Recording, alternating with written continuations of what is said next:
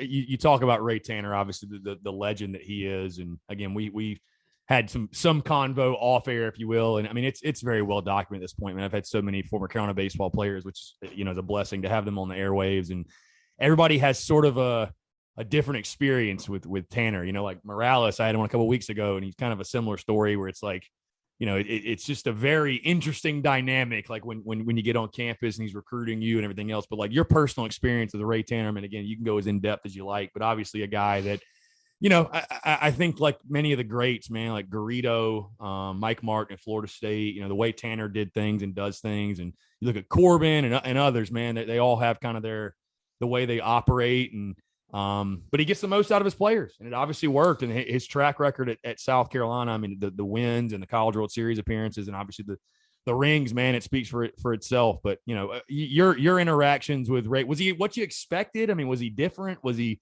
like, what was that like for you? Yeah, that's a lovely question. So, I think Ray Tanner in the style of coach that he was is sort of like a dying breed almost. Like, they probably don't exist much anymore of that like old school hard knock, like knows the game.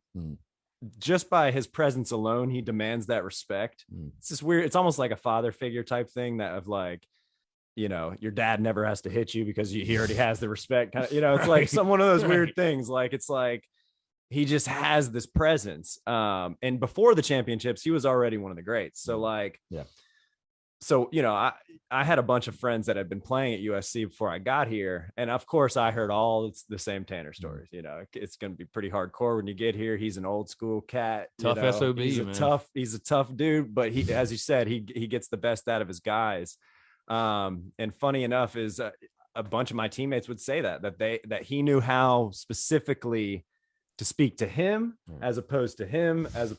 He knew that he could take getting screamed at, while he knew maybe this dude needed a little more extra love or whatever.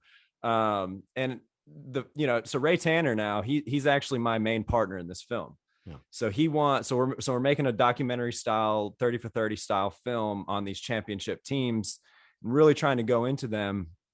And for me, it started with, I just had all this amazing cell phone footage from these teams. Right. So bus rides, locker rooms, hotel rooms. I snuck Tanner's speech after the 11 championship on my hip. Yeah. So I have literally his whole post-game speech on camera. And so I had all this really cool stuff that I was like, man, something should be done with this. Like yourself, I was a communications major in school. So I always wanted to be into storytelling anyways. So I approached the university about 4 years ago now. And I said, hey, this is my idea. Let's do this. And basically Ray said, here's some money. I'm going to help you raise some money. Do it.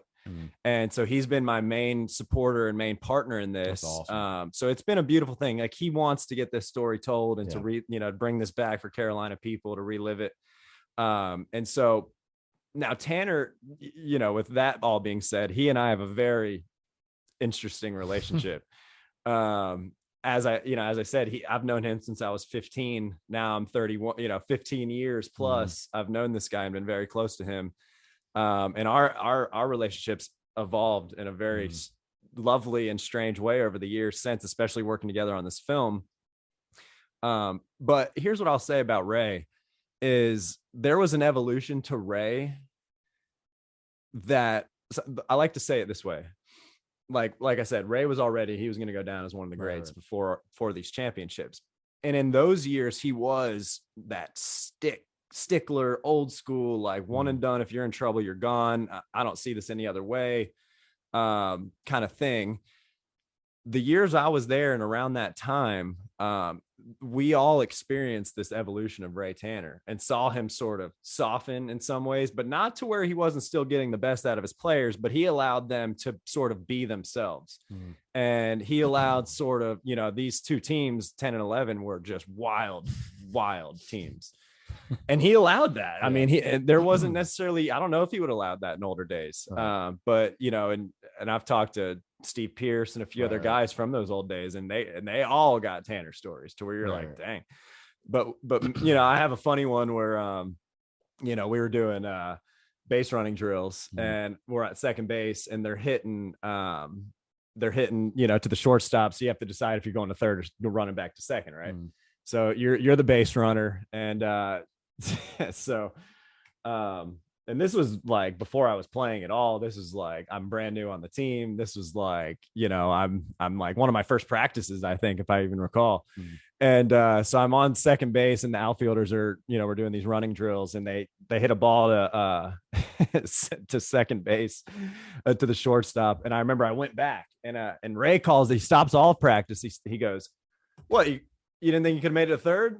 Something like that." And I'm like, well, I don't know, coach, maybe. And he stops me right there, and he goes, "Oh, well, maybe you'll play this year. Maybe you won't play this year." And you're just like, oh, like, yikes. Oh, like, you're just everybody, in front of everyone. And you're just like, kind of like, okay, but it's, then he can bring you back up in these wonderful ways. And he, then, so all of us have these funny stories of how he was so hard on us, but it did allow us to kind of find our strength. And so like I like to say, and I'll wrap it there, is, when his evolution as a man directly follows the school's evolution in championships. It's pretty incredible.